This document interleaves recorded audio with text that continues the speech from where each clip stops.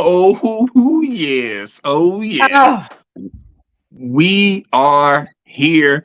We're back. We're a little late, we're a little late. I'm not gonna say why we late, but y'all probably Freddie, know why. don't start.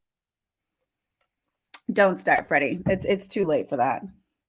It's too late for that, Freddie. Right. It What's is up, too late. everybody? It's the Token and the Truth. So excited to be here on time, the right time, right, Freddie? With Freddie B, TV, and Lady Dre Renee. That was a good note. Yes, exactly, exactly. So, guys, make sure you like, you subscribe, you connect with us because every Tuesday at Yeah.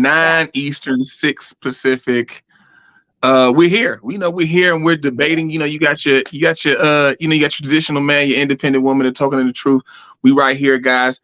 Make sure you make Mhm. sure you leave comments. Make sure you share, leave comments, share. Interact because we want to see what you guys got to say. We're bringing your comments into the show and we're discussing them. So you got to make sure like I said, make sure you comment. You can see in the chat on YouTube. If you want to clock in, cam up with us, and you can drop Tap your in. thoughts.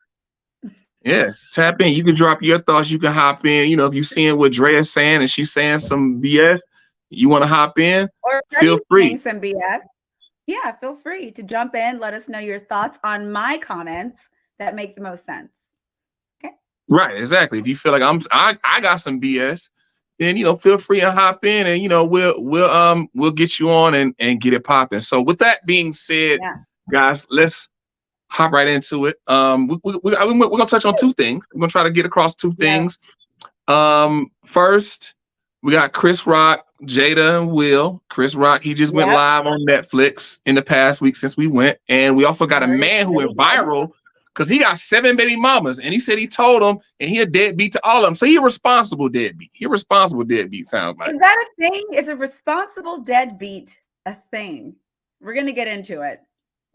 We're gonna get Yeah, into yeah. it. So I don't know. Drea, I'll let you. Where we start? You want to start with Chris Rock first? Yeah, let's start with Chris Rock first. Okay, so go. Yeah, You let's want to see you where want you to you go. want to give him the overview of what's up? No, you give him the overview of what's up with Yes, Mr. ma'am. Yes, Will ma'am. and Jada. Yes, ma'am. Yes, ma'am. Oh All my right. God. So Go ahead, Freddie. so as you guys know, Chris Rock got the smacked out of him last year by Will Smith at the Oscars.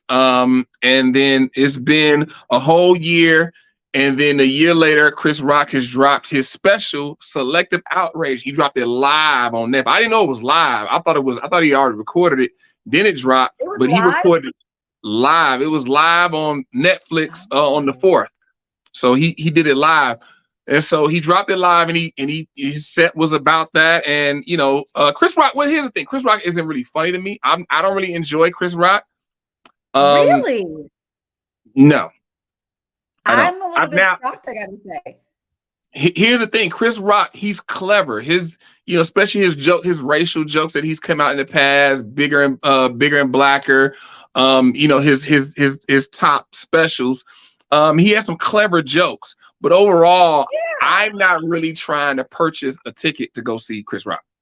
I'm so shocked to hear you say that. I mean, every time I've watched him, I think he's hilarious. Now, I know a lot of people are saying right now that he's attacking Black women in his comedy special, which is a whole other thing, but I've never felt that way personally. I mean, I probably need to go back and watch a few things, but I love good hair. I always make my Caucasian men watch that. Which kind of speaks to why the show is called The Token of the Truth. A little bit, Because a little bit. yeah, a little I'm bit. saying if So, I date a Caucasian man, I will make them watch that if that happens. shout out my man Gennaro in the building, Rio de Janeiro, DJ Rio de Janeiro. He in the building. Shout out to you. He said he's live from Jada's hometown. So Ooh. I forgot where she from. Where's she from? Philly? Am I making that up? Does that Oh, sound I don't right? know. I don't know. Maybe. I don't know where she from, but Gennaro, he hopped in. He said, Tim, Chris Rock is an educational, informative comedian. He and Dave are my current top two. My current top two when it comes to stand-up comedians is Dave Chappelle and Dave Chappelle. Bill Burr. Bill Burr. Bill Dave Chappelle Burr. and Bill. Yes. Okay. Those are my two. But going back to the subject, Chris Rock, he went in on Jada and Will. He called them Not both. shocking. He called them both some biatches. He gave them the real biatches. Did Like he? he called them some biatches, like real hard. And so I think like that's the thing with Chris that people were saying. So here's the thing. So Chris, he went in on him, and a lot of people were saying that Chris Rock, he should leave it alone. Like it's over and done with, so on and so Yeah. forth. People have been saying that. People have been saying like, oh, it's been a year. Why is he still talking about it? And apparently, Gennaro was saying he did the live from Jada's home, which is Chris kind of he put a little he thought it out. He's a comedian, did it from her home, and the name of the special was called Selective Outrage. Here's the thing with comedians. I've done stand-up comedy. I know stand-up comedians. For him to do this special, you have to work your jokes out. And so normally it takes about a year to get a special, because you work in 15-minute chunks. You work 15 minutes out, you work another 15 minutes out, another 15, another 15, put them all together. You have an hour. You have an hour special. And so the thing is people saying that it's a year and it's over and done with, and he needs to be over it. One, they don't understand. For him to do a special, he has to work the jokes out so it's funny in his actual special. So it's not realistic that he just does a special a month after it happens. That can't happen. He has to go test drive the jokes. He probably had like Right. a smaller audience, did the big things. That's usually what comedians do. Right. And so Chris, what Chris did is he went to smaller places to work the jokes out. Then he went to bigger places to actually do the whole special. So he's done this special prior to it filming live. He's done it other places. I just saw online where this one lady who was backstage with Dave Chappelle, because Dave Chappelle was there as well. She already saw the special. Like he did it, like he was in Baltimore and did it. I wouldn't know he did it in Baltimore, but he did it in other cities. He did the exact same special. He just did this live. He did this special from her hometown. Oh, right. Okay. And so the thing is, he's a stand-up comedian. So how do people expect for him to get his get back? Like that man smacked him and he didn't do nothing. He could have pressed charge. He could have did a lot of stuff to Will Smith that he didn't do. I mean, he handled it so well to be at the Oscars on live TV, get smacked in the face, keep it together, keep talking. You could tell he was a little bit thrown off, like, wow, okay. And the discomfort with the audience not knowing if that was part of something. And then for them to continue, and then for Will to still get an Oscar, still have the speech. I mean, like, I don't know what I would have done in that situation, but I think he handled it so well. And honestly, I think as a comedian, why would he not say anything about it? Of course he's going to say something about it. I don't know the full history of him with Jada and the whole thing and how long he's been all this stuff, but I just think Will's behavior was absolutely insane. And I think Chris handled it like a champ. He really did. That's what I think, because I don't know if I would have been able to do that. So let's get into it. Because this is primarily a relationship show. So let's get into it. The Will and Jada situation. So here's the thing. So Chris also talks about it in this special. He talks about how the year, because people was like, he's picking on Jada because he said the joke about her being bald-headed. Let's work through it, right? So the year before, like in the special, Chris talks about how Jada, she'll start something, he just finishes it. He doesn't start anything with it. He just finishes the whole deal. So here's the thing. The year before, remember, Jada was wanting everybody to boycott the Oscars. Because remember the whole thing with Will, and he did the concussion movie and he didn't get nominated for anything. She was like, the Oscars. Right. Yeah, kind of piggyback off of the Oscars is so white, which the thing is the concussion movie wasn't really that good. And then Will Smith don't tell Will that. Right. But the thing is I've been to Ghana, I've been to South Africa, and it's crazy because they watch us so intently. Like these Africans in these other countries in Africa, they are watching America like a hawk. Oh, okay, yeah. Yeah, so they knew about the movie, and it's crazy. Both times I went, well, especially when I went to South Africa during that one time, and I was just in Ghana, like people would ask me about this movie. Out of all movies, the movie Concussion? Like, yes. Why are they asking you about that movie? I don't even really know that. Because it's Will Smith playing an African. playing somebody who's from Africa. He's an American, a Black American playing an African, and then people would talk about it. I'm like, oh, so what you got to think? Like his accent, it wasn't really. Everybody was like, yeah, the accent wasn't really good. And even Africans that live in America was saying the same thing. His accent wasn't good. It wasn't believable. And then like the movie could have been better, so on and so forth. But she felt like it was some type of racial component, which that exists, but I don't think it existed in that moment. And that's the part that kind of relates to the whole Black woman thing we'll get to, is sometimes people make outrages when they don't apply. So it didn't apply then, but then Jada went outrage these days. There's an outrage for everything these days. Right. And sometimes people need to chill, and we need to wait for the outrage to count so we can do something. But Jada went to Chris and was like, we boycotting, you the host, let's boycott.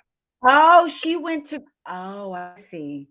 And she was saying to Chris, he need to hop on the boycott, trying to, galvanize him to hop on the boycott too. And he was the host. As in not host the Oscars? Correct. Jada. Girl. And so the thing is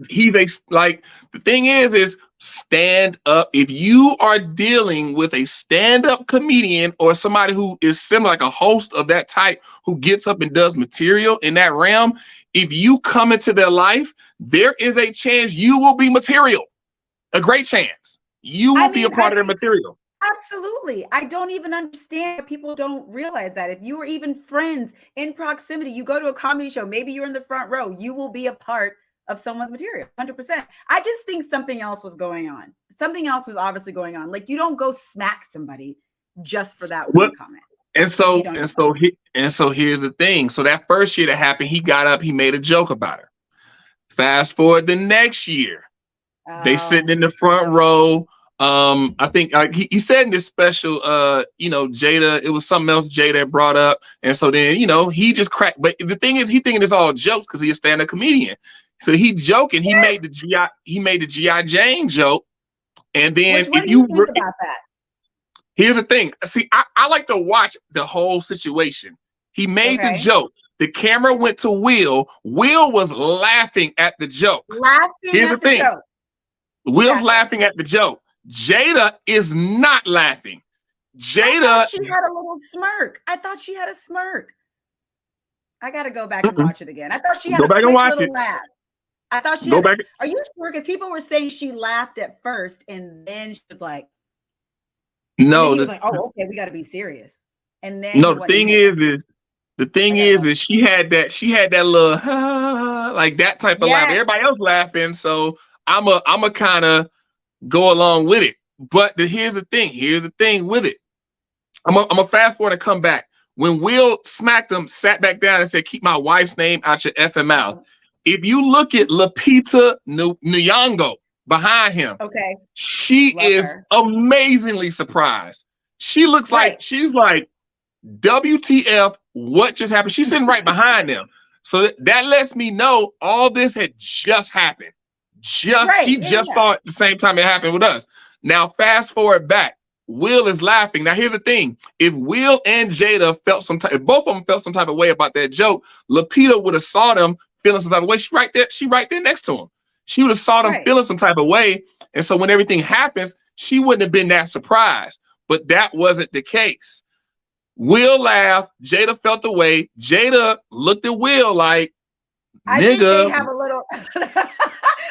She looked at him like, I know you not. I know you not. And he was like, okay, hold on now. Because here's the thing, man. Jada has been emasculating Will. She's been cutting his balls off since day one. Okay. Hold on. What are you talking about? Okay, I just got into an argument with somebody about this exact same thing. All right. Let's do it. Look, last week I made you mad. I'll make you mad again this week. Let's do it. No, you're not about to make me mad. We are not about to do. Ain't nobody getting mad. You have your opinions, Freddie. I have mine. That is why we are doing this whole podcast. Go ahead.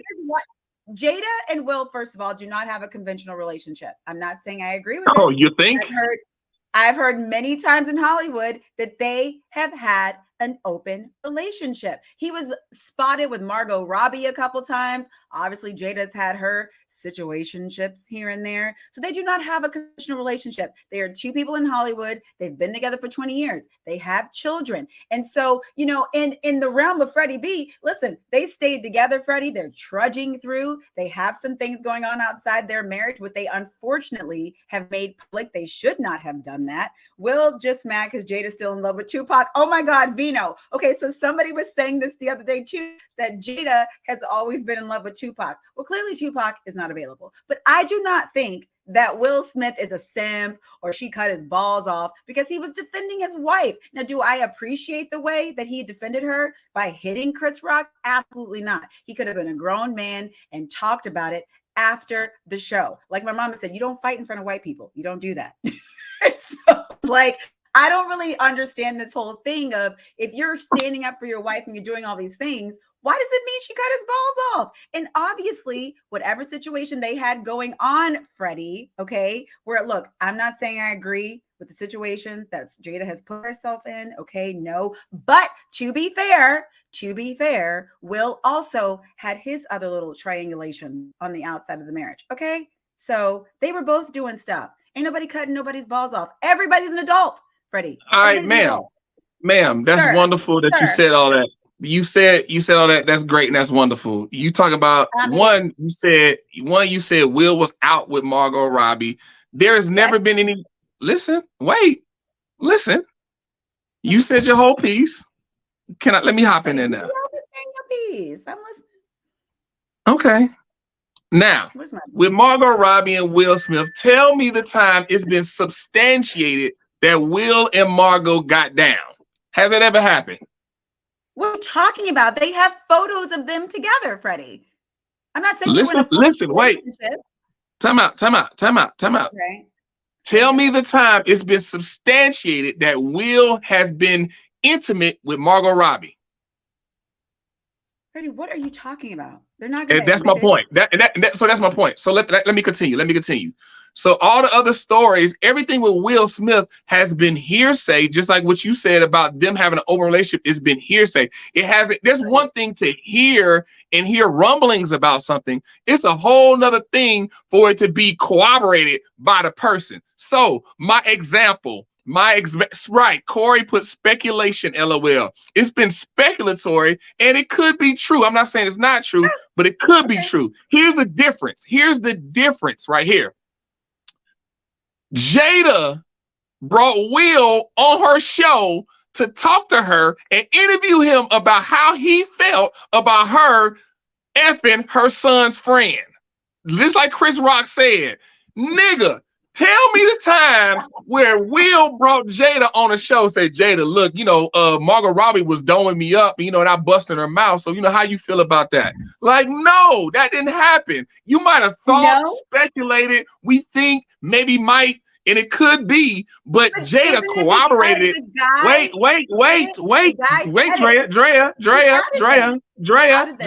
Drea, time out. Wait, Drea. This is my bail. Listen, tell me the time that Will did that to Jada. Jada brought him on Red Table Talk to talk about her entanglement, and then he was blasted on social media for at least a month solid about how she was entangled with August Alsina, and August Alsina was her son's friend. Are you serious? The reason this is out because he outed it. Jada didn't do it. The kid did it. So they had to talk about it. No, they didn't. No, they really didn't, but they did. Right. Like, what are you talking about? They didn't have to go on the show and talk about that. If it's my wife, I'm like, he put it out there. We just going to ignore that. We going to ignore that. I agree. I don't think they should have talked about it, but they did. They made the Red Table Talk. Mark Anthony took her breath away. Mark Anthony? What is Corey D talking about? No, she with Mark Anthony.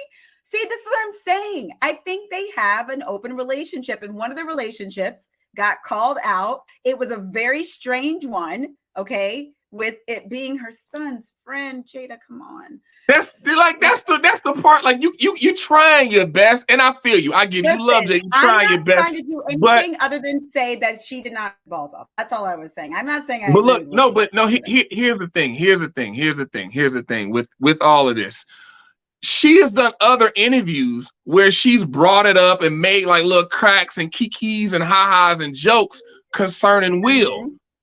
Like the thing with Will, like we might have heard it, but it's not substantiated. When it's substantiated, it's something totally different. It's something totally different. And she had an interview, so that's when you sit your husband down and talk to him about how you feel about this entanglement I had with this younger dude, which is our son's friend, and our son brought him. He was hanging around, and so then I start messing around with him. He's younger, way younger than me, and so baby, how you feel about that in front of everybody? I gotta do this. Why you niggas look at me like what? Like, come on, like that's where the balls cut off, and then she keep cracking jokes and doing little hee kikis, ha. Like, no, that should have been like August said it. Cool, we gonna deal with it privately because you my wife, I'm your husband. Behind closed doors, we'll deal with it. We're not gonna address it. We're not gonna talk about that. Let it blow over and continue with life. It's not what she did. She monetized his pain. But don't you to think make money. he knew going on table talk, the red table? He knew that she was going to talk about it. Why would he agree to talk about this subject? I'm not saying that it's okay, but why would he agree to do that? What choice does he have? What choice does he have? No, I don't want to talk about this and be a grown man if you didn't want to. Drea, that's my point. Like he don't have that option to say, Jada, don't do this. Option. He can say, okay, he can't control whatever she talks about on the show, but he can he say, can't. Freddie, he could not go on the show. The man doesn't have to go on the show. She didn't get like, you better sit down and get Drea, on the you missing the point, Drea. That's not the point. Listen, here's the point, Drea. It's not about him going on the show. It's the fact that that's going to be a topic of conversation, whether he on the show or not. She gonna talk about how she was banging her son's best friend. I can't roll with on that one. I can't. Like it didn't matter if Will was on the show or not. Will could have not went on the show. She would have been on there talking with her mother and her daughter. Okay, but that's what I'm saying. We're talking about Will getting his balls cut off. No one put a gun to Will's head and made him go on the show and talk about it. That's no, Drea. Oh God. Okay, Drea. Look, Drea. Listen. What? You're not listening to me. You're not listening. I am listening to you, Freddie. No, you're not. Listen to me as a man. Drea. Okay, well, you better calm down on that one. Drea, listen. You gotta listen to a man speaking about a man being emasculated. Like, listen real quick. Listen, I'm listening to you, Freddie. Drea, you're talking. You can't listen. You're talking. Why are you acting like she put a gun to his head? That's all I'm asking. Drea, I'm trying to tell you. If you would stop talking and listen. I'm listening. Go ahead. Here's the thing. It doesn't matter. Okay, if I'm married to my wife. Okay. We got a son. My son brings one of his friends over. He coming to the crib, and then that son's friend is banging my wife. Okay, then we find out. Then my wife is doing a podcast. As soon as she says, like, okay, on my podcast, this is what we're gonna talk about, how I was banging our son's friend. And then she goes and does it. My balls are cut. Because obviously I have no power in my house. My wife does whatever the hell she wants to do, including embarrass me. Will feels like that? You think Will feels like he's embarrassed? That's any man. Any man who has a wife. Listen, Drea, let me tell you this. Let me be clear with you from a man. From a man's point of view, you can ask any man in here. Listen, any man. Every man, you think? I mean, yeah, there might be some little beta simp guys out there. Cool, that's fine. But listen, any man who's married to a woman, here's the thing: people say open relationship like it means embarrassment. Just because we got an open relationship, don't mean you embarrass me. That's not what that means. That means that you do your thing and we keep it tight and we keep it in order and it's structured. Open relationship. I agree. So listen. She embarrassed Will. No man is going to have a wife and then everybody looking at him like your wife effed your son's friend and then went online to tell all of us about it. What? That's called embarrassment. Just vice versa. If it had been Will that did that, All you women Oh, be going crazy on Will. He'd be canceled about how Will smashed Margot Robbie, and then Will did a movie about how he smashed Margot Robbie and then brought his wife in. So, babe, how you feel about me dicking this other woman down? Like, however, come I on. would still say the same. Thank you. I would still say the same thing. I would say, Jada, why would you go on the show and sit there and talk with him about it? Freddie, here's the thing. Now you need to listen to me. I'm saying I agree with you. I think that Will should be on the show, but he did. He didn't need to go and do that. I agree. If they have an open relationship, they should have kept everything to themselves, because a lot of people in Hollywood do that and nobody knows about it. They keep everything copacetic and it's fine. They have an agreement between two people. They're grown adults. They can do whatever they want to do. Obviously, all this stuff came out. I think, in my opinion, they were trying to capitalize on this for whatever reason, and Jada did. And then now here we are. I do understand what you're saying. Look, it doesn't sound good. What man wants to go on a show and sit there and talk about it, right? But I just think, like, if a woman is doing things like this, right, it doesn't look great for the man, but I just don't think anybody put a gun to Will's head and made him do it. I don't think he should have done it, but he willingly sat down and talked about this. I'm not saying it was the right choice, but I don't think So here's the thing. Here's the thing, like, you're focused on that. That's not my focus. It's not my focus. It's not what I'm talking about him going on the show. That's all I'm saying. That was my focus. That's not like when I tell you she cut his balls, it's not about him going on the show. It's not about that. Like at that point, he had no choice. He had no choice but to go on the show, because because the conversation was going to be had with or without him. So it was like at that point he had no other choice. You got to go on the show to talk, to kind of win some empathy for yourself if you don't go on the show. But the conversation was going to be had. And my point is, what I'm trying to tell you is that the balls are cut because he had no say. She cheated on him.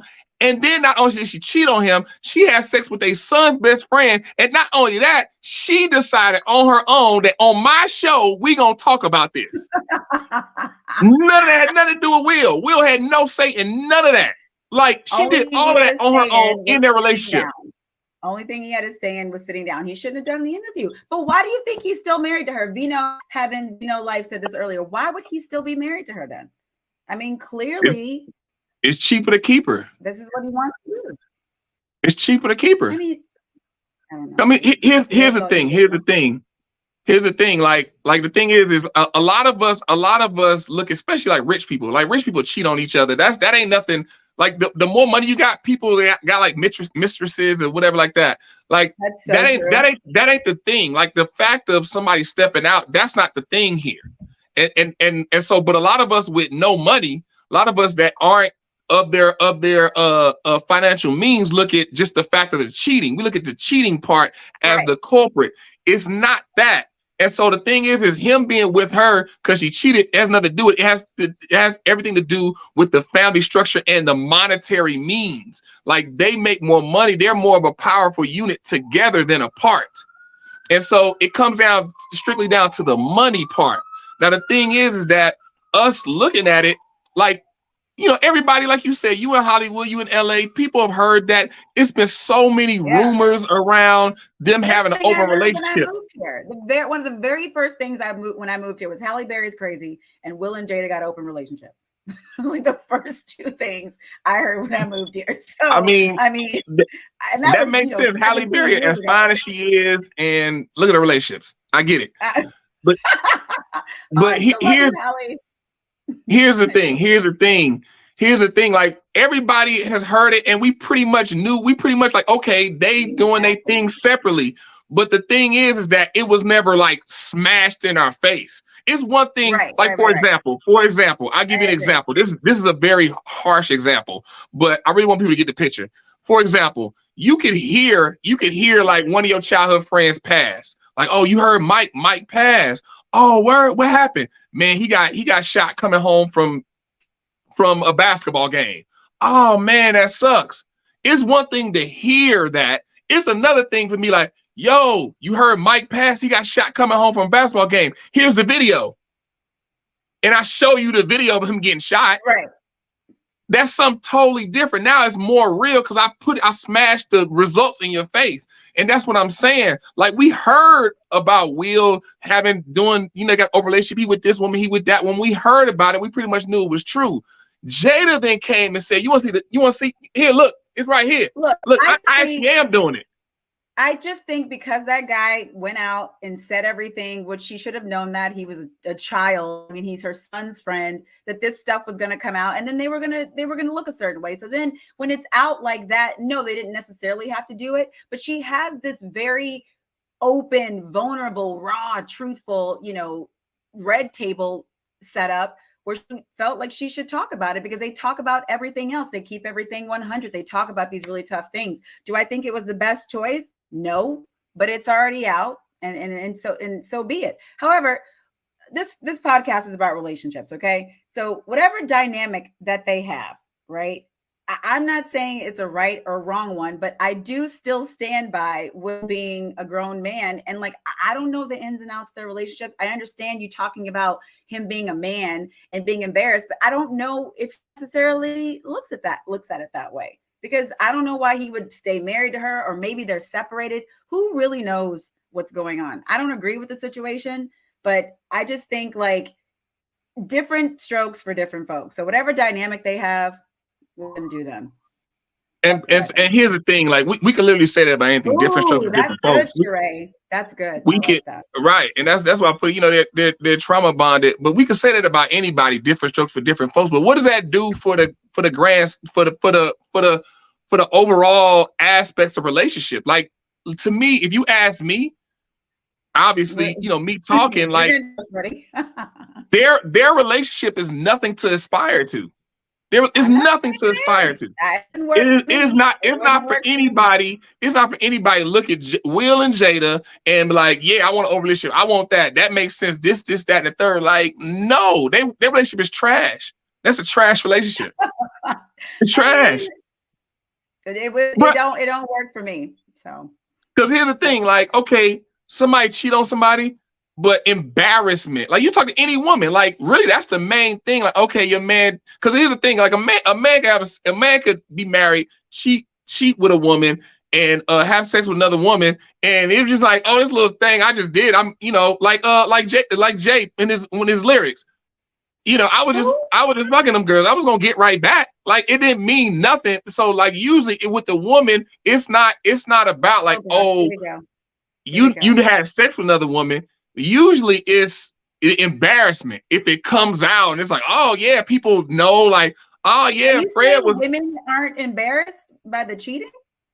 No, listen what I'm saying. I'm saying like it comes out, like people find out, like, oh, your husband was spending money and having sex with old girl. He was over old girl house. If nobody knows, she still might get mad or, be mad or feel a type of way or whatever.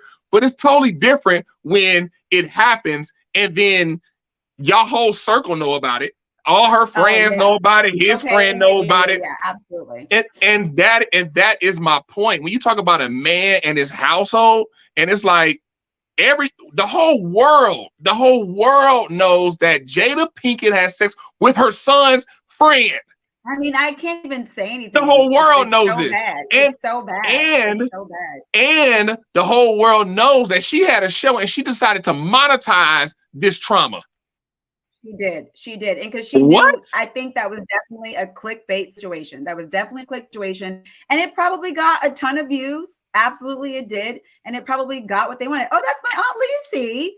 Now her adultery in public, so judge would be favorable to Will cheating low key, only hearsay, unless they have video. Aunt Lacey, listen. Exactly. She's saying Aunt Lacey's saying what I'm saying. You know what I mean? And so that's the thing with why people say Jada has emasculated, cut the balls off Will, because then you fast forward. Now let's connect it to what we're talking about. Fast forward to the Oscars. He's just like putty in the hand. Like, I don't have no power here. She got the power. She got the mental power. And she's just decayed his mind. She look at him like, hey, act. He goes up there and smacks Chris Rock. Do you think, let's say this other stuff didn't happen, all right? The adultery didn't happen. Do you think what Will did was a simp move? I hate this word simp. I absolutely hate it. But do you think as a man that was a simp move? No, I do not think Okay. a simp. What a simp Okay. is, I'll tell you what a simp is. A simp is a man who Please, Freddie. lies to attain sex. That's a simp. Oh, is that your definition of a simp? Okay, because I've heard some different definitions of a simp. So here's the I thing: heard you a got simp is a man who goes after a woman that does not want him. That's what I heard. That's a that's simp. that's dumb. That's dumb. That's dumb. I mean, Freddie, we agree on something. Oh my God, you guys, let's have a moment of silence. Freddie, B, and Drea Renee just agreed on something. I just need a moment. why would we need a moment of silence? Nobody died. It's a happy moment, right? Well, I mean, So you so never know. so here's the thing. Here's the thing with this real quick. A simp and a pick me. A pick me is a female version of a simp. Simp is a male version of a pick me. New word. I didn't know that. Okay. Yeah. Like women will call other women pick me's. And so the thing is because normally pick me. Word pick me. They call them pick me's. They call women pick me's.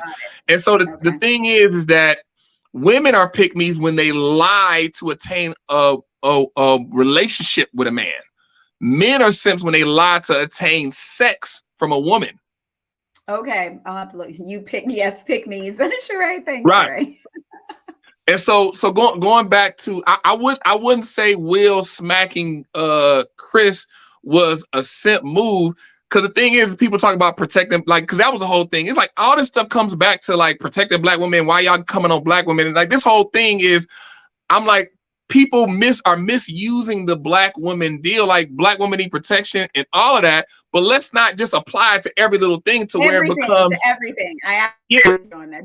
Did you feel like that from his special, that he was coming after black women? Because a lot of people, I read a bunch of articles that his special was specialized at attacking black women again. They were like, oh, this is just another example of Chris Rock coming after black women, attacking black women. I haven't watched it yet, so I can't speak on that. That much, I'll get into it. Let me finish what you were saying about the simp move. So Will was protecting this woman, but the thing is you fight fire with fire. You know what I mean? Like, yes, you protect your woman, but the thing is that if somebody's verbally coming at my woman, I'm gonna verbally come back at you. You know what I mean? And then we're gonna go back and forth verbally, and then we get to a point to where like, okay, look, I've had enough. This is done. We need to end this. You know what I mean? And then it might get physical or whatever, because that's how men operate. Men operate with an air of violence. Women don't operate like that. Men operate like that, and that's just is what it is. Like, you know, women are like, oh, that's dumb. How women operate to men, that's dumb. So obviously it will make sense vice versa, but that wasn't a simp move. He just was manipulated by Jada. He shouldn't have went up there and smacked Chris Rock. That wasn't necessary for him to do that. Now going to Chris Rock, so unnecessary. Going to Chris Rock and him attacking black women, people have said that because of other things that he said. They adding that into this, but this particular special, he had an issue specifically with Jada and Will. He called Will 50 million bitches and called Jada a bitch. He called Jada a bitch on the special? Yeah, he called her a bitch. He called Will 50 million bitches and called Jada a bitch too. The thing is that has nothing to do with black women. He has an issue with specifically them. Like, right. Sure, right. He sure did. I gotta watch this. I haven't seen it yet. And you guys, don't forget, make sure that you are commenting, letting us know what you think. Tonight we're talking about Will and Jada. Is he a simp? To simp or not to simp? Just kidding. Yeah, we're right. We got two topics. We're talking about Jada and Will and that whole situation, their relationship dynamic. But later on, we'll get into the video of the 7 Baby Mommas. But yeah, like I said, going back to Chris Rock, I don't think it was attacking black women. I think that's overboard. I think some women, here's what I found. A lot of the women who said that online are misandrous. They're extreme feminists and they're misandrous. And like some women just be going overboard. It's like we got this whole thing online of everybody's going overboard now. Everybody's sensitive. Everybody freaks out. You can't say anything. Everybody's sensitive. That's just how it is. You can't say anything, especially comedians. They can't say anything. You say anything, everyone's like, "Oh, you're canceled. It's over." I can't believe you said that. I've already accepted the fact that y'all probably gonna try to cancel me, and that's fine. You know what I mean? Freddie, We're gonna keep it you be moving. in the cancel realm. You be close to it, but you're okay with Yeah, I it. mean, because the thing is it's the truth. Like me, I like coming with the truth, the token of the truth. I like coming with the truth, and the truth hurts. The truth is a bitter pill to swallow. People don't want to swallow it, and so they just But want to Freddie, get you do out you of here. ever? You have to understand sometimes the thing. This is why our podcast is what it is. I feel like you feel that your pill is for everyone, and it's not always for everyone, which is why we're here, and that's why we're I've doing never this. said that. That's what you say. You Freddie, say it's for every single person. I say it's that's how generally. It's for the you general public. react. That's how you react. It's for the general public. Everything I say is for the general public because there's no one size fits all. There is no one size fits all, and that's why I'm here to say, hey, even if I agree with you, I also can see other people's points. Now, on this No, I know. next Look, subject, I that's can all see I'm other saying. people's points, but that don't make it like something that it should be celebrated. Okay, well, I think different strokes for different folks. You know what I'm saying? Here you go. That's Are we your ready to favorite move thing. on? Different stuff. I'm going to say it. I'm going to. Are we ready to move on to our next topic? What's up, Nikki? Yeah, go ahead. Break. Yeah, go ahead and then Okay, you guys are moving on to our next topic, which Freddie sent me this video, you guys, and I gotta say, I didn't think it was real. This guy has 7 babies by 7 different baby mamas, and he's claiming that he doesn't have to have responsibility for any of them because he told them that he wasn't going to take care of these children. He's offered to pay for abortions. Some women have chosen to take these abortions, but there were 7 women who decided to continue on with the birth, have these children, and he's not taking care of them. And he went viral, I guess, recently for saying that he's going to continue not to take care of these children, and it's on them. So please let us know what you think in the comments. Freddie, are you going to pull up the video? yeah, I'm trying to. Oh my God. I mean, you sent that to me, and I don't know. It's twofold because he's obviously having unprotected sex. There's 2 adults deciding to do this. If he is giving this information before he's having sex with these women, you know, that's tough.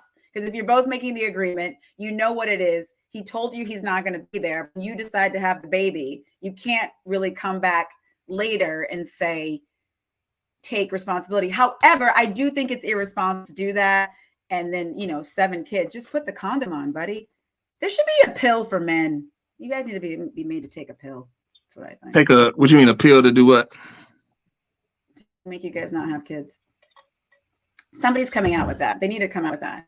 Because this guy should be taking that pill.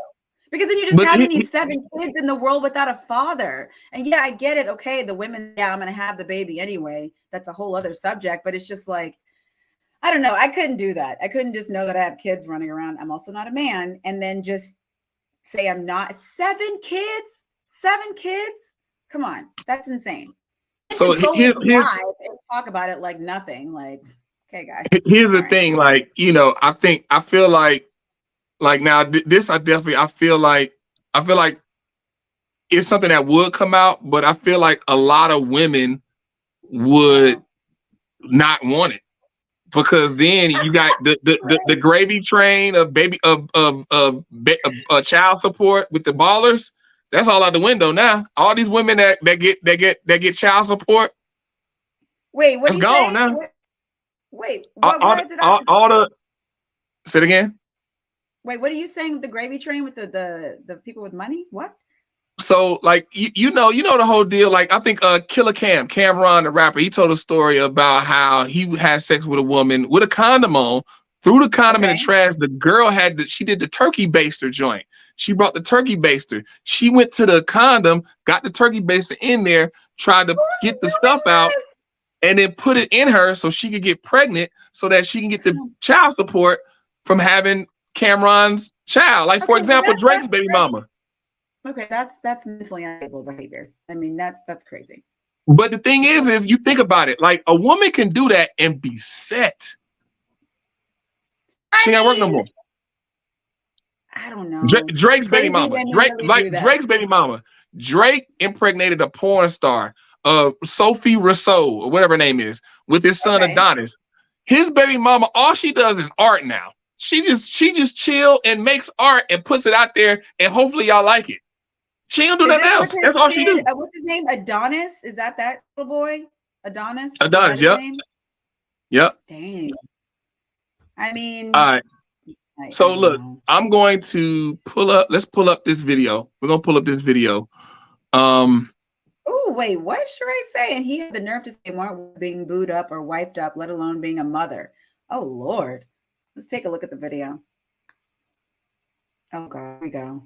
This guy. All right, the plan. You got like a little.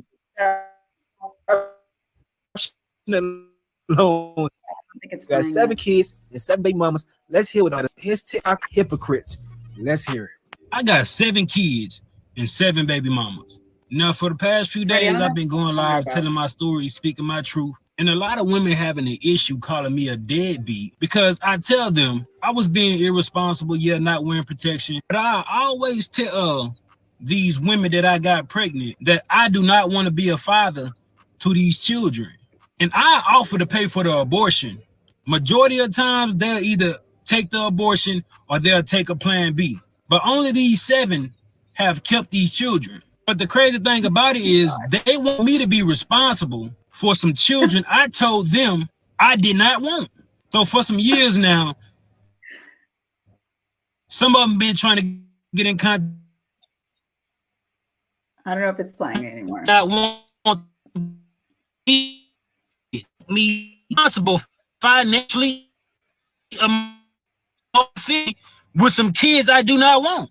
And I don't give a fuck what nobody think about it. You're not going to force children up on me. Yeah, we both made the decision to lay down and have intercourse. We both was irresponsible about the decisions we made that night. Yeah, I could have pulled out, but I didn't.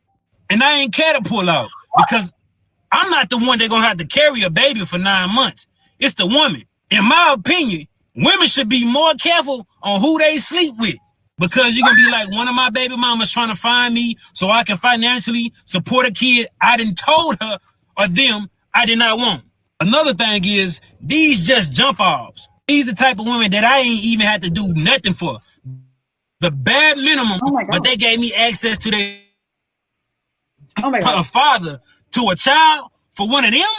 Like, I don't even have no type of love for these women. How do they expect me to love these children? Before y'all say, oh, he irresponsible, he a deadbeat, he don't take accountability. Yeah, I do. I just don't give a fuck. You ain't gonna force these children on me when I told you I ain't want them. Yeah, I can offer to pay for abortion, but at what point can I force a woman to go get an abortion? I cannot.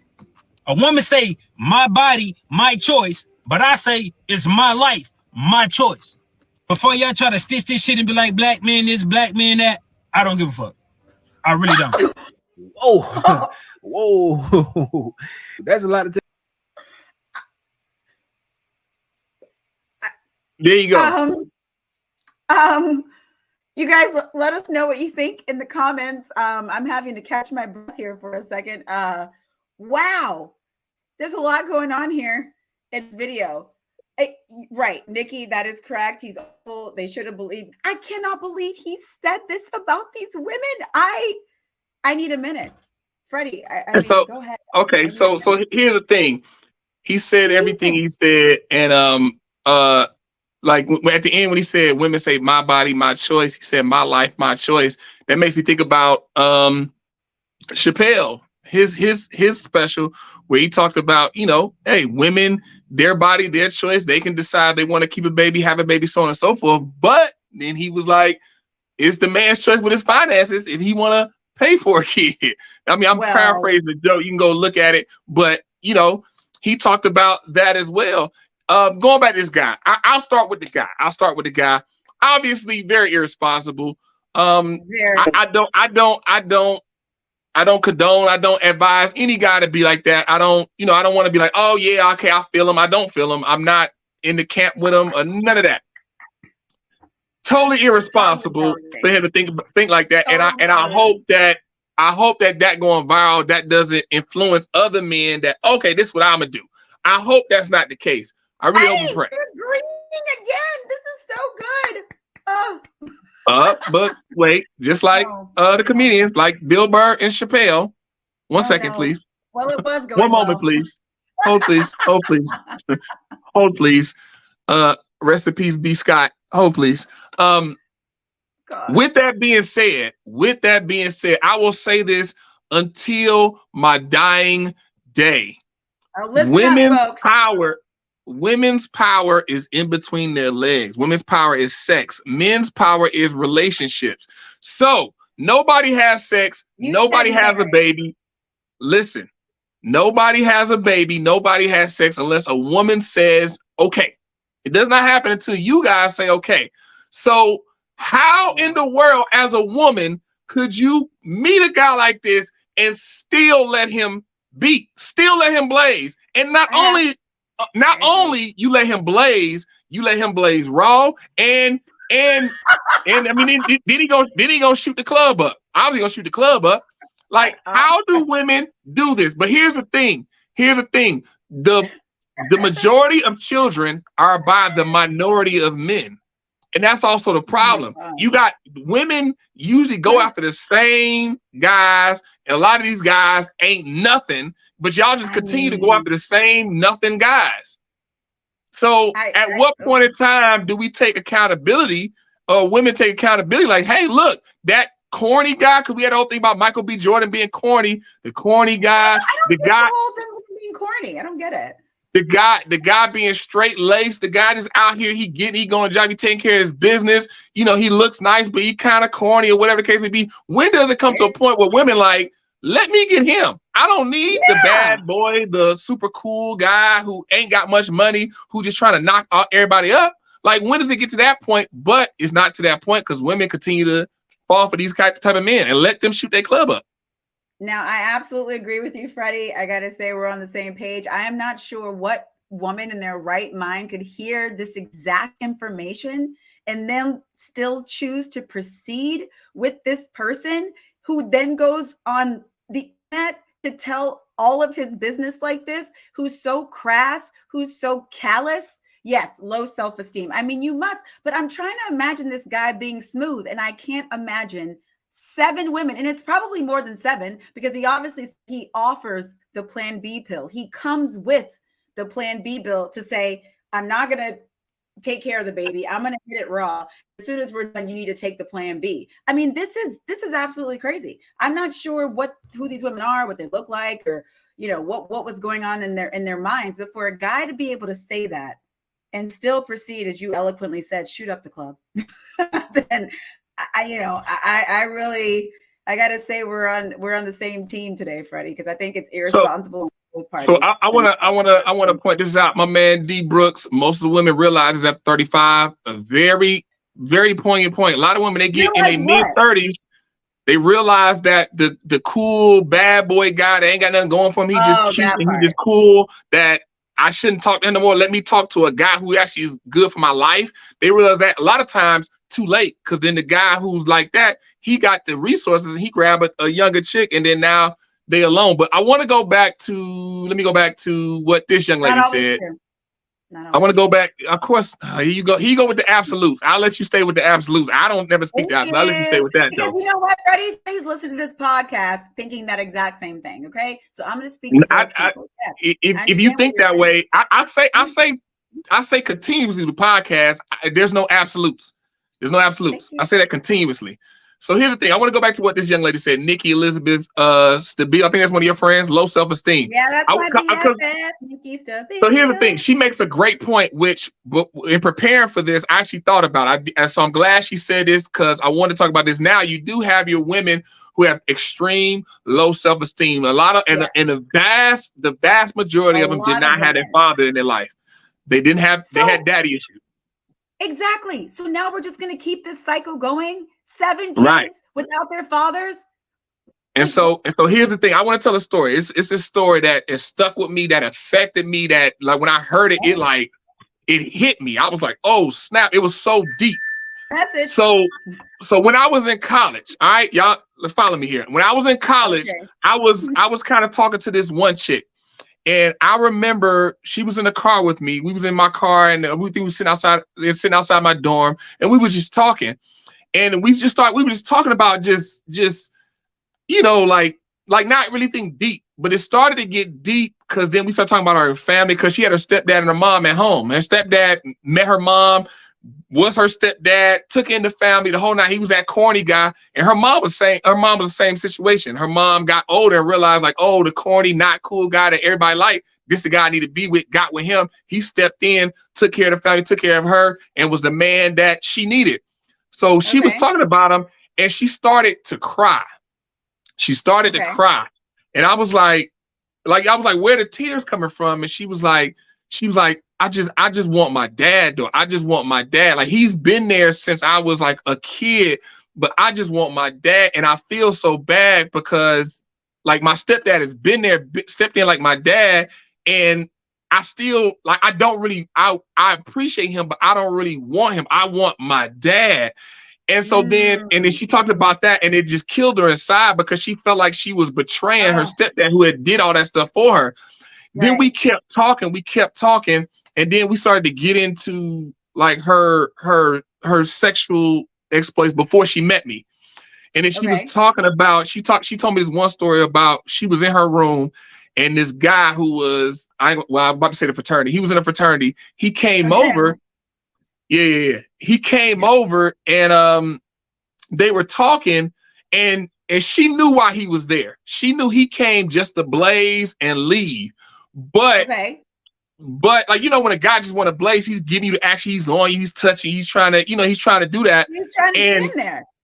Right. And so she was so intoxicated by just the desire in that moment, and she craved it so much. She loved it so much that even though she knew as soon as he nutted, he was going to get up and leave, she still just took it all in and then twisted her mind to be like, this is enough, and I'm going to do this. And then they would have sex, and sure enough, he would nut, get up, and leave. And then she would sit there feeling alone and gutted, like she was worthless.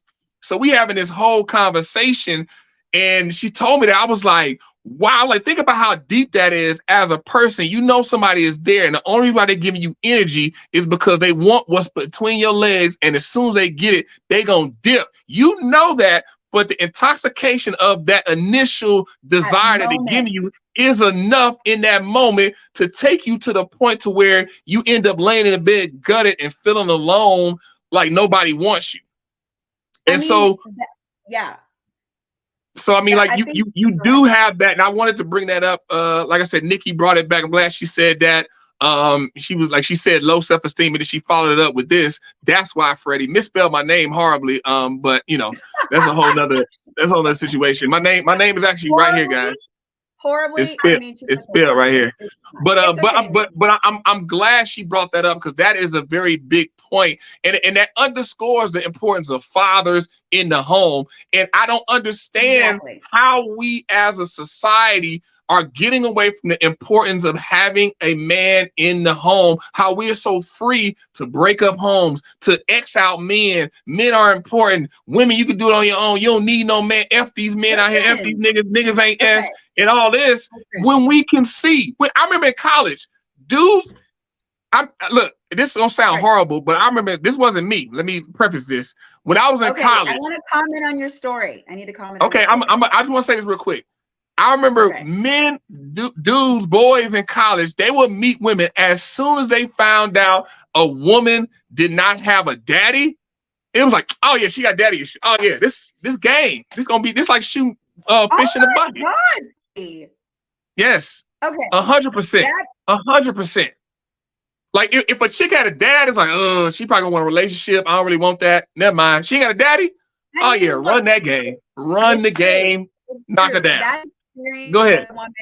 That experience that woman went through, for that instant moment of gratification of this guy giving her attention, doing the thing. There's so many women that can relate to that experience when you know that this is not the right thing, but there's something comfortable about the discomfort that people do not even understand how foundational it is to have your father around, especially in minorities' homes, and like the trickle out effect of that. You know, and we can agree on that now, Freddie, and like the importance in a home. Now we agree on that, the family structure, and you know, whatever the 2-parent household looks like. I do believe in the importance of that, because now what this is going to look like in the future is just terrible, because the self-esteem is low. You're putting yourself in terrible positions with men like that was just on this video, who really doesn't care. And I'm also wondering, from his point of view, what does his household look like? Where did he come from? And so the men growing up without dads in their homes, or even moms in their homes, because that's the whole thing too, right? So you can say all this about women with the daddy issues, but it also is another whole conversation for the men that are growing up without their mothers around, or, you know, for whatever reason, and what that's looking like, how you're treating women if you don't have sisters. All of these things affect so many things, and I think it's horrible, but this happens all the time, and I can't believe that there are men looking for women without their fathers. I mean, that's terrible. But I mean, I get it, because there's a void there. There's a void there. I'll right? say this. I'll say that usually happens in college, like young men, like, you know, early 20s, mid 20s, because they're not looking. They're not looking to find a wife. They're not looking. A lot of those guys aren't looking to settle down. They're not looking to do any of that. They're looking to have fun. So if you're looking to have fun, you don't want to get tied up with a woman and really purposely hurt a woman who's really trying to settle down and have a relationship. Okay. Great point you just made. They're 20 years old, 21 years old. But on the other end, there are men saying that women who are 21, 22 need to be looking for marriage and focusing on finding. No. Listen, that's not Freddie, the same, let me man. finish, Freddie. Let me finish, Freddie. You have been chatting it up. I'm listening to your stories. I'm here for it. However, I know you having trouble listening too. Freddie, I'm listening, but this is a double podcast. Okay, there's two of us. All right. So I'm saying that, you know, these guys that you're talking about that are 20 years old and they just want to have fun. And I know you're going to say, oh, it's not the same. They're 21, 22. They need to be focusing on having a family. But it's like, what are you talking about? These are their peers. This is who they're around. These are looking for the women to have fun with, right? In their age range, or, you know, whatever that they're doing. And then there's this expectation for women that are 21, 22, that they need to be focusing on having children and finding a high value man, because this is their prime time, that they're 21 and 22. And I'm not even saying that you necessarily say this, but I know that there are schools of thought that a woman is her best until she's about 24. But these men who are 20 to 24, they're out here having fun, looking for the women without the daddies. Like, I mean, what is that? I don't think so. Go ahead, Freddie. So here's the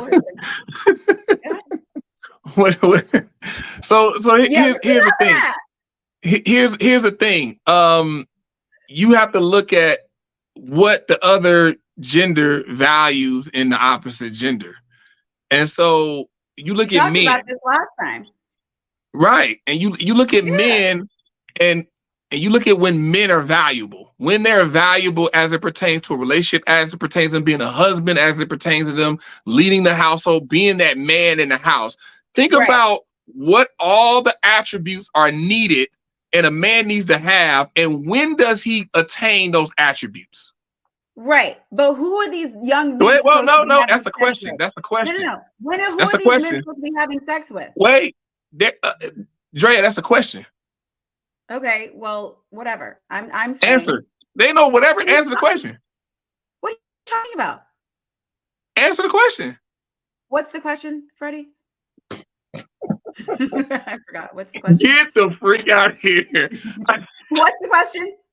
You not even listening to nothing I'm saying. You just wait. You wait for me to say something so you can respond. Okay. Let's go back. Exactly, this is a question. Right. Thank you. Drea, this is a question. All right. Yeah, I got it. Thanks. Okay. So any woman that's listening, you think about the attributes. Think about the attributes that you want in a man to be a quality husband, to be a quality protector, provider, be that man. Let me listen. Like you just asked the question. I'm trying to tell you the question. Think about all these. Listen to comprehend first, then respond, Drea. All right. Freddie, I already know what you're going to say. Go ahead. What am I going to say? Go ahead. You're going to say that when a guy is older, Freddie, that's when he has. That's not what I said. I'm asking you a question. I didn't make no. That's the answer to your question. That's the answer to your question. You're going to say, when is a man able to be a husband, provide, and do all these things? right? I'm asking you, what do you think? Right. What do you think? Not when they're 20. Not when they're 20. When do you think the man gets the attributes? I'm asking you. Not when they're 20, Freddie. These men at I'm 20 asking and 21 aren't when? people are still when they're older. Like, give me an age. Like, just throw an age out there. What do you think? It could be anything. 30, 35. I don't know. No, I'm asking what you think, not what anybody else thinks. What you think? Honestly, in my opinion, these days, after 35, maybe. So they hit 35, they starting to get into that area. Maybe. Hopefully. Yeah, sure. 35. I mean, we talking about generally speaking. Now, are there some cases? No, they got to be 55. Yes, but generally speaking, Drea. 55. Good Lord, man. Let me ask you this, Drea. What's 2 + 2? What's 2 + 2? Get out of here. All right. This isn't the Kevin Samuels podcast. All right. This is the Token and the Truth. We're going to keep it on the subject. I didn't say it was. I'm just asking a question. Yeah. Okay, so you said 30. You said starting 35. And give me a math lesson. All right. Okay. I just want you to answer something succinctly and clearly, and not trick me. It's a podcast. I can say what I'd like to say. Thanks. Okay. My point to you, Freddie, is these men that are 20 and 21 and they're hooking up and they're allowed to go have the fun. Who are they having fun with? That's my question to you. Who are they supposed to be having fun with? What you mean? Who they supposed to have fun with? Who are they supposed to be having fun with? Now, I asked you a question. Who are they? I mean, they gonna have fun with whatever chick gonna let them have fun with them with. And so whatever chick gonna open her legs up with them around their age range, are they doing themselves a disservice by having fun with these guys? I'm asking you, is that what are they doing themselves a disservice by having fun with these men that are around their age? Right? Because, the women? Yeah. In your opinion, yes. Are they doing themselves? Yes. So who are they supposed to be having in your world? Like, who are these men supposed to be having fun with? You don't agree? You don't think a woman is doing herself a disservice by having fun with a guy who just want to have fun, but she want a relationship? No. Yes, I do believe that. Okay. I'm talking about, no, you said these guys are just wanting to have fun, right? But I'm saying if she wants to have fun too, do you think she's doing herself a disservice? Because she's like, you say if she want to have fun. I mean, yeah. if they both want to have fun, if you just want to have fun and you meet somebody else who just want to have fun, then there you go. Okay. But the thing is I would say overall, look, the woman, she just like want to have fun like that. Like, yeah, she's doing herself a disservice. And I think both. I think the men and the women are doing themselves a disservice, but especially as a young lady, you're doing yourself a disservice. Especially, because the thing is, we'll agree on that. Because here's the thing, like what you just said, men don't get to where they are an attractive prospect to be a husband to about 35 and on. That's something that a lot of people like. I don't know if you noticed, but the vast majority of people would agree with you. Vast majority of people would agree with you. So the thing is if you are a woman that's 24 and you want a husband, you want a relationship, that's where you want to be, then why would you not look for that element? Why would you look for a man and then also not vet? I go back to vetting. Vetting is very key. Why would you deal with a group of men who that's not what they want? What about the people that are getting married at 24? They're both young. I'm just curious. This is just as an aside. What are your thoughts on that? Two people getting married at 22, 23? I think that, because the thing is here's the thing. If you can get out the game, like I said before, the dating game is like the drug game. Like, it ain't designed for you to stay in it all your life. You get in it, you get in, you get out. The sooner you can get out, the better. Have your little fun, but hurry and get out the dating game. It's just like the drug game. You stay in it for too long, you gonna look up, the music gonna stop. There ain't gonna be no more chairs left for you. Well, then we just had another little agreement then. Okay, all right. That's the dating game. It's like musical chairs. You gonna look up, the music gonna be over. You was kicking it and dance like I get a chair. Wait, I get a chair. This my song. No, I'm dancing, and all of a sudden the music cut off. You like, where the music go? The DJ packing up. He wrapping up. You look around like all the chairs gone. People leaving out with their chair with their person. And you like, hold on, wait. Like, no, ain't no wait. It's too late. It's too late. Like my man Corey, Freddie, that's a great point. It's the too late, and I'm going to speak to that. I don't know if I feel that there's a too late for love. I just don't know. No, here's the thing. It's never too late. Like, yes, you're right. It's never too late. But You can be too late for children. That is obviously biologically the case, right? Not in today's time, people saying something different now. Well, because there are different ways to have children, Freddie. So yes, there are different ways. But here's the thing. You got a So problem what you with said, alternative ways to have children? You said, is there a problem? I mean, talk to doctors. Yeah. Doctors will tell you that there could be problems with that. But I'm not a doctor. Do you have a problem? Do you have a problem with people having children later, using surrogacy, IVF? Do you have an issue with that? I mean, me, I'm more of a natural guy. I like just natural. I like how stuff is already set up. It flows like that, no complications. I like for stuff to be in the cards for me. Like with me, I want children. But if I meet a woman and then we don't have children, then God didn't put it in the cards for me. I'm not gonna push the issue because I want children. A lot of people want what they want, and it's about them. It's not about the world at large. So a lot of people, I want children, so I'm going to have children, but it may not be in the cards for you to have children. You may try, and it don't happen. But at the end of the day, that's your life, and you got to live your life and then carry it on out. And hopefully you can make the world a better place, but not try to force the issue of, I want children and I've been wanting children, so I'm going to do everything in my power to have children.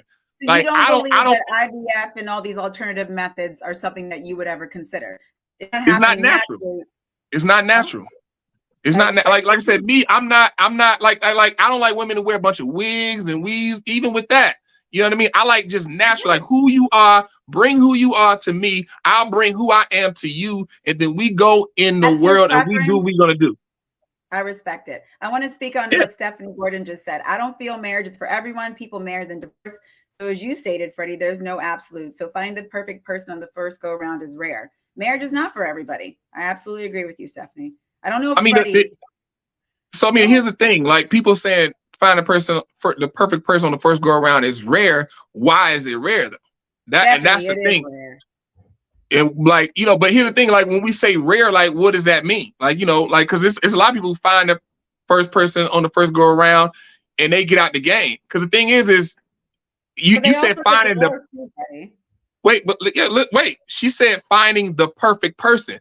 Her statement is unrealistic. It disqualifies itself right there because there is no perfect person. I'm not perfect. You're not perfect. The person that matches with you, the person that you match with, that you want to spend your life. Obviously, there's no perfect person, right? Wait. The thing is she said, so finding the perfect person, even if you want to add words to what she said and say the perfect person for you, it's still using the word perfect in the general meaning is unrealistic to humans because we individually are imperfect. So you can't take a singular imperfect person and then add more imperfectness and then now it's perfect. That's impossible. Thank you, Stephanie. Yeah, but you get the general idea what she means. She just means the person that wait. Well, here's the thing. Stephanie should come in. Well, how about this? Stephanie should tap in. She can tap in and say exactly what she means. There is that option because I'll put the link in the link is in the comments. I'm about to put it in the comments again. I'm about to put the link in the comments. Make sure you go to the comments if you guys want to tap in or. I just put it in my comments. I just put it in my comments. So she could come in and say whatever she typing it out, and if it ain't being said right, she can come here and say what she really means. But here's the thing.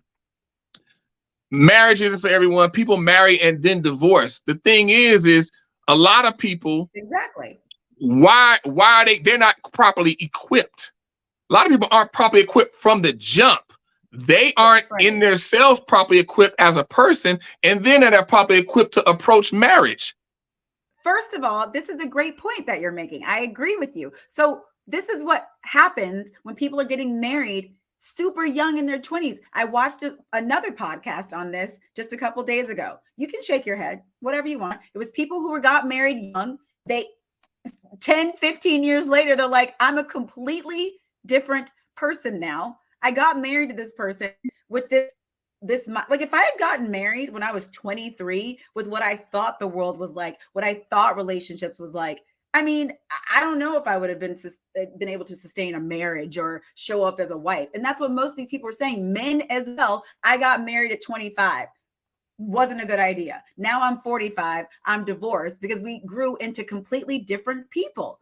And this is the thing. They're like, oh, a woman needs to, you know, find this high value man when she's 25 and 24. You know, I'm not, you do what you want. You want to get married at 24, 25. I'm not saying you do you, but I'm also saying there's this group of people who end up divorced later in their 40s because they decided to do this very, very young. I'm not saying there's a perfect age, but I do think you're not growing together. You're going to end. I couldn't imagine marrying young. I didn't want to marry back then. Now it's different. Yeah. I just think it's crazy to say, oh, you're 23, you need to hurry up and get married. That's just my opinion. But I know you, Freddie, you think, hey, get out the game, 21, 22, just jump in there, stick it out forever.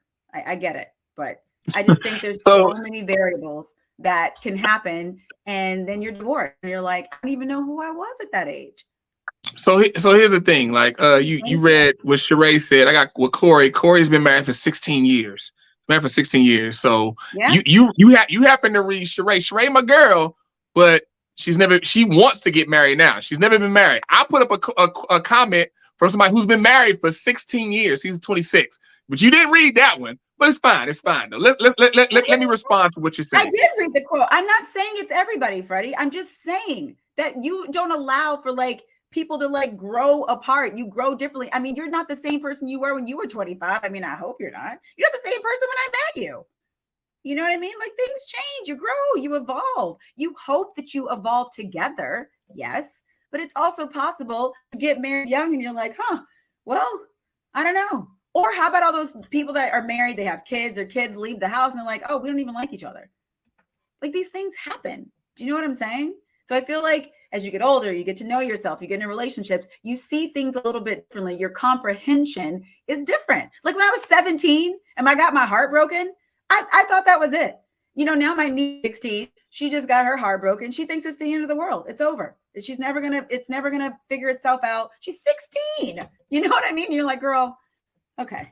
You know, because I have the experience to know that she'll meet somebody else and time will run and she's fine. But she doesn't think that right now. So, I mean, I get what you're saying. I get what you're saying, Sheree. Go ahead. So, I mean, I'm not advocating that 16-year-olds get married, to be clear. I don't like, think you're advocating that, Freddie. It was a mindset thing. I'm talking about her mindset. You was talking about 16 and 17-year-olds. Like, I'm not even talking about that. But here's the thing. Let me respond to what you... Example. Okay, let me respond to what you're saying. Okay, so here's the thing. Like, am I the same person I was when you met me? No, I'm not the same person. I'm not the same person 10 years ago, 15 years ago. I'm probably not the same person 3 years ago. Here's the thing. Here's the thing with evolution and matriculation in life, right? We all grow, we all matriculate, we all evolve through life. When you get married to another person, it goes back to what I was saying. I mentioned this in a previous podcast that most weddings, they have some type of element to signify how the two people become one. They become one person. And the reason why they signify that is because you as a man, when you marry that woman, that's why she takes your last name. She becomes a part of you. And you become a part of her. Y'all become one person. And so if you're one person, you're moving the same. You're growing together. So as you guys grow, y'all are growing in the same path. So you at me, like if I got married at 21 and if it goes correctly, how it should go, I got married at 22, she got married at 22. We're growing together so that when I'm 35 and when she's 35, the same age, 13 years have elapsed, we're the same person. We're different than what we was, but we're still the same person. We never left each other's side because we're like this. We're combined together. And so the thing is it has nothing. It has literally zero, zilch, nada to do with a person becoming a different person. It has everything to do with if the person you're growing with. If you guys are together, y'all locked in step, and you're growing together, then y'all will go anywhere. Y'all will go anywhere in the world and still be the same person. That is you still the same person. Yes, and so wait, Drea, wait, Drea, you gotta let me finish you said your whole point and I listened to what you were saying. Now I'm responding. I'm You listening. I'm you just giving can't you listen if you're talking. You can't listen if Freddie, you're I'm talking. listening to your whole thing. I'm listening. I'm saying you hope. I said you hope that you grow together. That's all I'm saying. Hope that that's the case. And neither of us, my friend, have been in these long marriages to know like what people go through. So, that's the hope. That's what you want. But I don't know. I think it's difficult. That's all I'm saying, Freddie. Go ahead, Freddie. Jesus Christ. I just want to finish the thought. That's all I want to do. Freddie, So here's the thing to what you just said. You just said it's difficult. It is difficult. Nothing I'm saying, two people growing together is not easy, because if it was easy, everybody would do it and it would be super simple. And people would just do it and we live in a perfect world. We do not live in a perfect world. We are not perfect people. So yes, it is work. Every single person I've talked to, I think I've said this before, every single person I've talked to that's been married for over 10 years, they have stories to where when they talk about their relationship, they get to a point where it's darkness in their eyes. It's darkness to where they were like one drip drop from walking out the door. So it is work. That's where it comes to marriage is work. It is difficult. It is hard. But in the end, it is the most fulfilling thing that you will ever experience. And so going back to somebody being married, they're growing together. Like people keep saying that, like somebody else just said, hold on, somebody just said, somebody else just said, like, you're a different person right here. Your best friend, Stephanie Gordon, right? I believe when we get married before 40, by 40, she gonna change. The thing is that it's not about people changing. It's not about that individual changing. It's about the collective, the unit that you guys now are. Are y'all lock and step together? If you're lock and step together, you'll change, she'll change, but y'all will change together. You do things together. You do things as a unit. And here's the thing. Go ahead, Dre. No, go ahead. I'm listening. I didn't say anything. Go ahead. Nope. Go ahead. Here's the thing. Like I said, it goes back to fostering a good foundation to build a marriage off of. People are marrying people for the wrong situations. People have no structure. People have no idea of what it looks like. You got women just meeting men and they're not being vetted, and she's just meeting a man and likes him and then has sex with him, and then they connect sexually, and then that creates the haze of, this is my husband. I want to be with him for the rest of my life. But after a while, sex, it wears off. It goes away to where now, to what you said, now you got children. Now you just like, okay, let me just continue on for the children. And now the children are gone. Now it's like, do we still need to even do this? Because we've done our job. Now we need to separate. But if you meet somebody, you have a father, you have trusted men around you as a woman, you have a mother, you have trusted women around you as a man, you have that person be vetted by the opposite sex from you to, is this a quality person that's here for the correct reasons? And then as you meet that person, it's just like a job interview. Like, because marriage is a business. It's not just a live happily ever after into the tulips and skip through the tulips and we're going to feel good and get the warm and fuzzy. A man isn't supposed to come into a woman's life to make it easier. A woman ain't supposed to come into a man's life and make it easier. It's to make your life more fulfilling.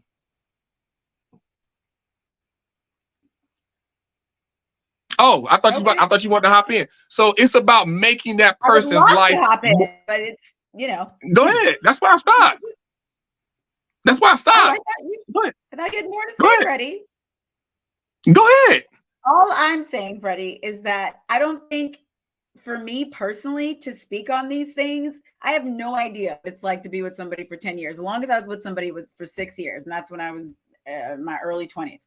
And I think, yes, right, it does take a lot of work. I think the way that you're saying it, not that I do agree with that. Yes, it takes two people who are locked in, but I think, as someone said, Corey D. Jackson, it's seasons. And during those seasons, you're not always locked in. Like you said, you can have that moment where you're like, I'm about to walk out the door, right? And sometimes people do that. And right, if they're not locked in, but I'm saying a lot of times people say, I'm out of here. Especially nowadays, people are not staying together and trudging through. They're just kind of like, I'm not happy. And we talked about this in our first episode about people staying together, even if they're not happy, just trudging through. I don't believe in that. I don't believe in that. I think especially like if you're older, you got that much time left and you want to be happy, this person's making you miserable and you aren't locked in together. And if you've tried and it's not working, then it's time to do something differently. I don't know what your thoughts are on that. You know, I don't promote divorce, but I feel like if two people have tried, you've been together for 20, 30 years, what do you mean? I don't know why you're laughing. You know, I'm just like, then it's time to do something else. No, because I'm laughing because you was like, I don't promote divorce, but if you're not happy, get a divorce. No, I also said, Freddie, if you've tried, that's not funny. Like, I'm not saying go get a divorce, but if you've put work in and you've tried to make something work and it's not working, then what are you supposed to do? Just keep going. Just keep trudging through. Keep trudging through. If you realize this person really is not the person for you, like I don't believe staying right. I mean, I'm exactly. And people do that. They just stay just because, you know, and you're like, all right. And then what? I've seen so many, not, you know, you've seen older people and then they're just like, they hate each other. They hate each other. But it's like, I don't know why these two people should stay together. Yes. I believe what Corey said. Okay. What I would say is, like you with somebody and things aren't happening. Like me, I'm of the adage blood in, blood out. To death do us part. I love that. And so if you gonna marry me, just know blood in, blood out. You know what I mean? Blood in, blood out, baby. Like, you know, you leave this when you leave the earth. And so the thing is that people don't approach it with that. If you approach something with that mindset, then you'll do a whole lot more vetting, a whole lot more maintenance going into it. So for example, I tell people this all the time. A lot of people think therapy and counseling is only when something goes wrong. And the thing is that here's the crazy part about it. People will think that, but people will have a car and still do preventive maintenance. We'll still get the oil change on the car, get the tires rotated and balanced, do all that. But in a relationship, they just skate along and don't do nothing. Yes. And so the thing is what I say and a lot of these things that I'm saying, I've learned. I've had extensive conversation with people who've been married, and not only married for 10, 20, 30, 40, 50 plus years, to understand what does it look like to be with somebody for 40 years? What does that really look like? And so the thing is what I would tell anybody is, you date somebody, once you guys get engaged, you should be doing premarital counseling. You do the whole session of premarital counseling, which is usually like 9 weeks, minimum 9 weeks. Then you get through that, and you get through that with flying colors, feeling more stable about your relationship. Then you get married. Every year you get married, you should be in marital counseling every single year. Every single year. And so the thing is if you're doing that, then you don't get to the point to where this person is just so all like that, because you're in counseling and you're with a counselor, and you can bring that to the counselor, and the counselor is a third party. They're a third party able to look objectively like, hey, look, these things are happening. Because here's the thing, like what you just said, I know I've had this conversation with other women, and they're speaking from the standpoint of they're in the relationship and they feel like he's not getting it. But the thing is that he's feeling the same way. Both of y'all feeling like the person ain't getting it, and you just banging heads like this. And so then it's like, this ain't working, I'm a dip. Okay, but I have a question on that. So my question to you, Freddie, is do you think that in this day and age, with the way that people are coming up and the way that they're raised, Brian Taylor, that is hilarious. I think that you should like coin that somehow, Freddie. So do you think that at 24, 23, that you have the mental capacity to understand that about going into a marriage the way that people are today? Maybe back in the day, that's just what it was. But nowadays, I personally, thank you, Corey D. We appreciate that. Do you think that people have the capacity to fully understand what it takes to really be married to somebody for 40, 50 years in today's time? I'm just asking because I keep hearing you talk about these things, and these are really deep, mature things. times have changed. So I personally don't think his office hours are when. I personally don't think that the average 23, 22-year-old has, and Ariel Smith, I saw that comment. I don't think that they have the wherewithal necessarily to understand the depth of a conversation like this when you're that young. I think you do. So to answer you, so here's to answer your question. Like, so you like it was something very poignant in what you were saying. You were saying that kids or young adults that age, they don't have the wherewithal to understand this. Am I right? That's what you said, right? I don't feel in today's society, not necessarily, no. Back in the day, now, I think having this conversation with somebody who's 23, 22, I don't know where that's going to land. It's not going to land the same way that it did 50 years ago. It's not. FYI, your best friend just disagreed with you. She said, I think they do. I just want to throw that out there. But, that's my girl. Hey, Steph. That's okay. So look, here's the thing. I'm not going to jump. I'm not going to pile on with that. But what I will say. I'm interested in your opinion. So here's my thoughts on that. The thing is that it's not just up to them. Like, it doesn't matter if that 22-year-old has the wherewithal. The thing is why is that 22-year-old on their own in that thinking? Why are they just on their own to configure their own thoughts? The thing is situations like this, people like us having these conversations with them to let them know that's what's important. And the thing is we have too many people in the world like, well, you know, whatever you think is good, whatever you want to do, you do what you want to do and live and let live. And then people live and let live. They do whatever they want to do. And a lot of times it's a mistake. Instead of older people like us that have made mistakes, have gotten into place and can look at our lives and be like, I don't regret nothing I did, but I don't like this. And so let me tell you, younger girl, let me tell you, younger man, keep this in mind. If you do that, just know you could end up in this situation not happy with certain things. If you want this, that's not the way to go about trying to get that. And the thing is that a lot of people our age aren't doing that. We're just like, well, I made mistakes, so I can't tell you how to live, and I'm gonna let you make your own mistakes. And the only thing that happens is every generation makes bigger mistakes. If you look at each generation, they take it a little bit higher with the mistakes they make. They always go a little bit higher. Look at TV. TV pushes the envelope a little bit more. Music pushes the envelope a little bit more. Everything just keeps crossing the line. Everything crosses the line, and it doesn't stop until the generation before that turns around to that younger generation and like, hey, look, young lady, if you trying to have a man, you don't want to just be being free sexually till you 35 and then look up like, okay, I want a husband now. Young man. If you want to try to be a quality a husband and you want to get that, focus on getting this money, focus on structuring yourself. Don't let it get too much to where you just knocking off holes left and right. And that's a lot of your focus trying to do that.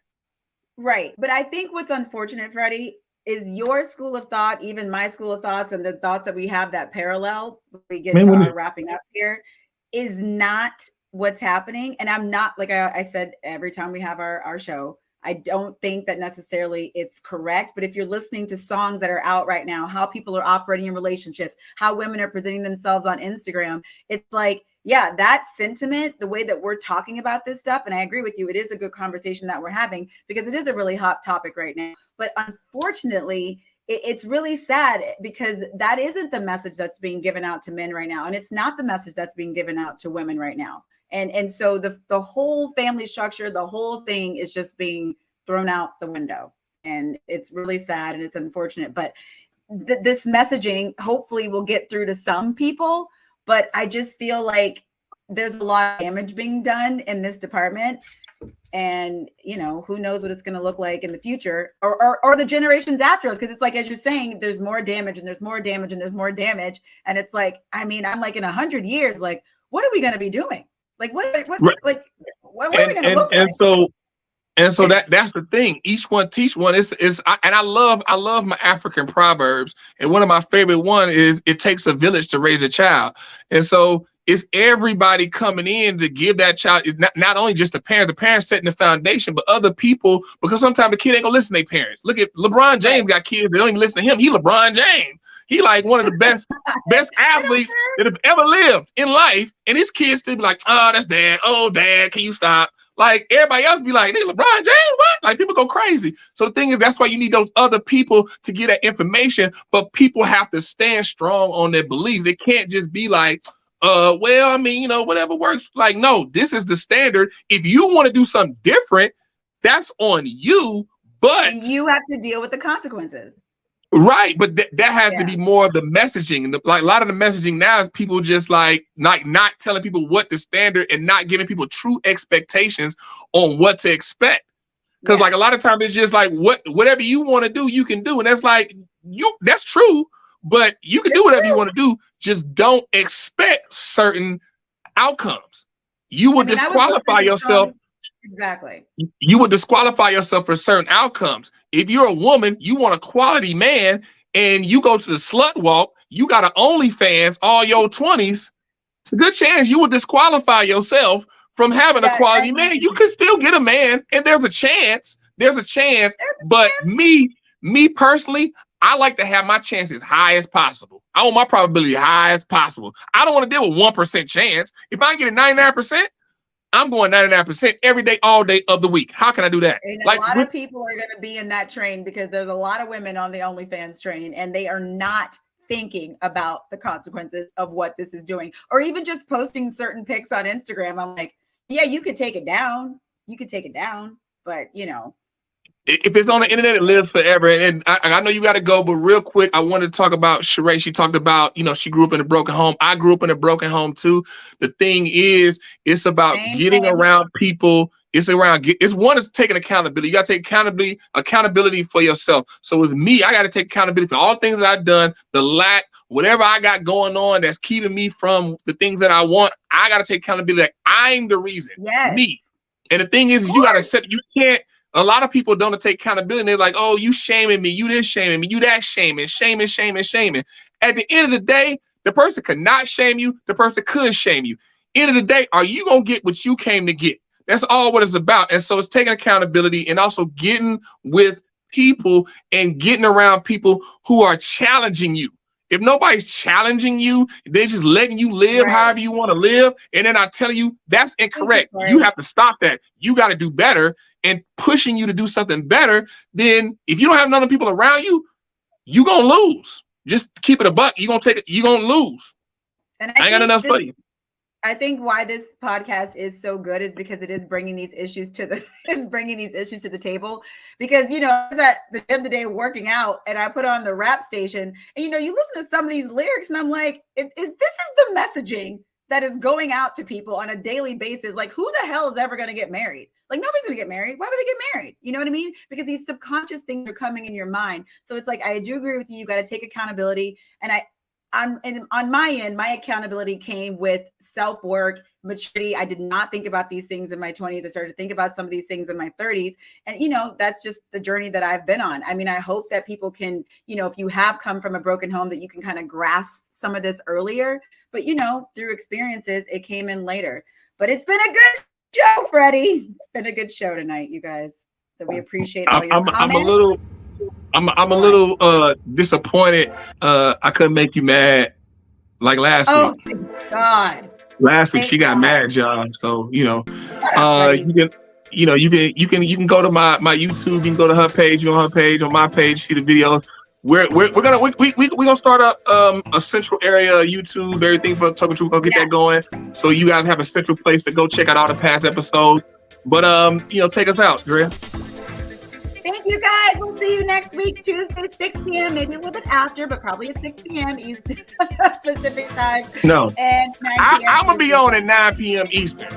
Oh God, we'll be here on time next week, you guys. Thank you for watching. We appreciate you.